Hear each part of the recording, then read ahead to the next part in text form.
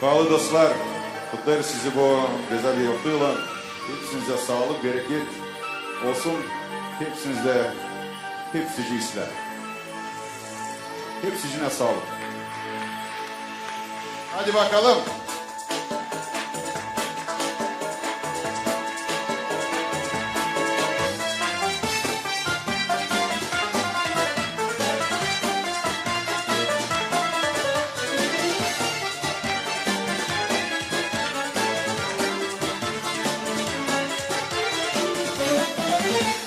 Gök ovuşu dedemiz Balkanları kaplamış, düşmanları yensemiş, burada devlet kurmuş. Yemelden baradetler, giderlesken kalsın var. Canavar bize bakar, dedemizden kalmış bunlar. Yaşa, yaşa, yaşa benim halkım. Yaşa, yaşa, yaşa benim halkım. Yaşa, yaşa, Gagavuziyam benim.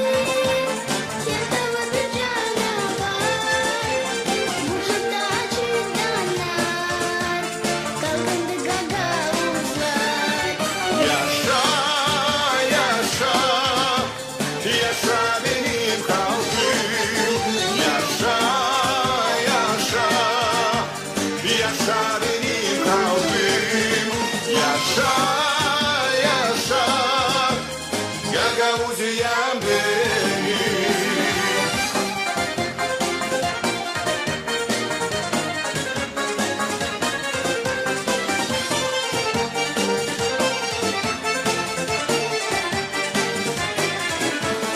Birleşip toplanalım, halkımızla birlikte.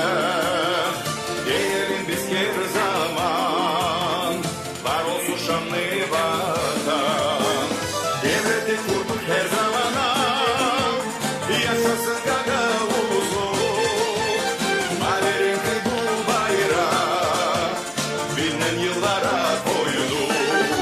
Yaşa, yaşa, yaşa benim halkım, yaşa, yaşa, yaşa benim halkım.